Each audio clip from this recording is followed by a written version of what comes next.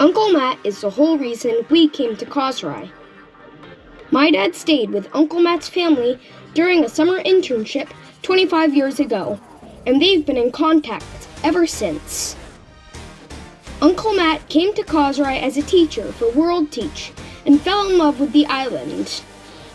He has always been an entrepreneur at heart, so when he realized that the only person selling computers on the island was charging people 3 times the price as in the US, he imported 7 laptops and sold them at a much more reasonable price. That started his import business, and his keen sense of the island's need made it successful. He now runs an office supply store and a banner and t-shirt printing shop. When the island was in need of internet connection, he researched long and hard on satellite dish installation and has since brought the World Wide Web to many households and businesses. But he wasn't just content to make money. He wanted to give back to the community by creating jobs for while utilizing natural resources of Kosrae.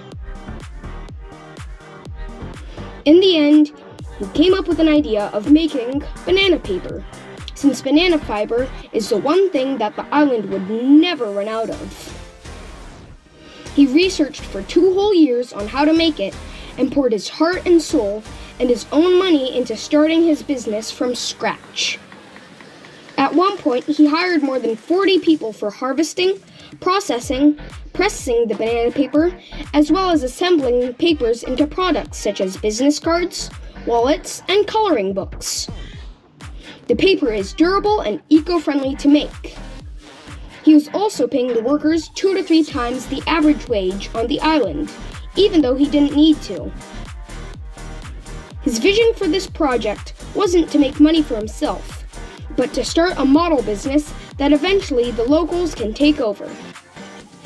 If you want to learn more about his story, then you can check out his website at greenbananapaper.com or his Facebook page, Green Banana Paper. Through Uncle Matt, we got to know Mr. Mark, Miss Maria, and their son Ochi, with whom we became fast friends. The whole family was warm, welcoming, and worldly, and have the wildest stories to tell. Before Mr. Mark met Miss Maria, he was a pilot and a scuba diver instructor.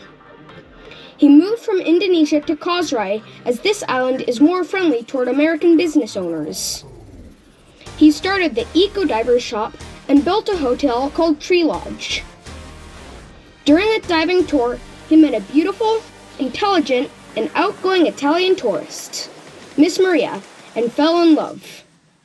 Together, they made Tree Lodge the hotel on the island, and the hotel restaurant Bullies the local social scene.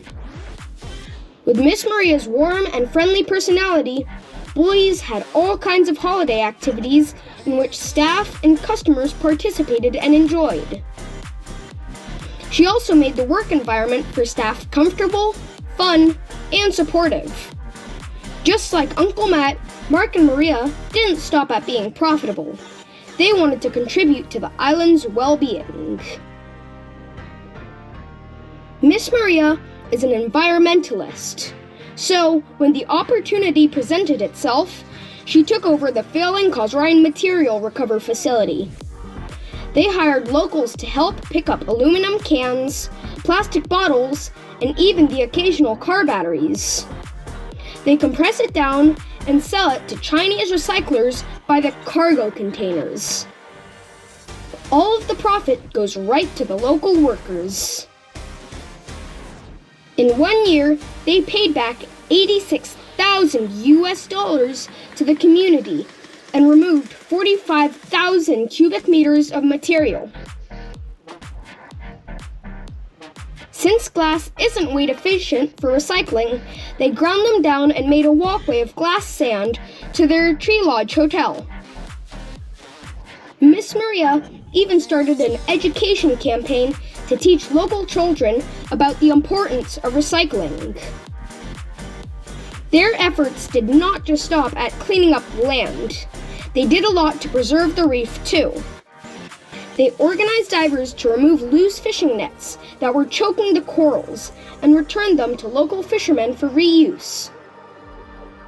The volunteer divers also removed crown-of-thorns sea stars, an invasive species that is detrimental to the coral reefs. Through research and experimentation, they came up with a safer and cost-effective method of removing the sea stars using just household vinegar.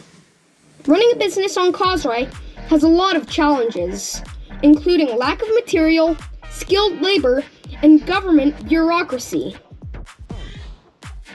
These business owners all have amazing pioneer spirits.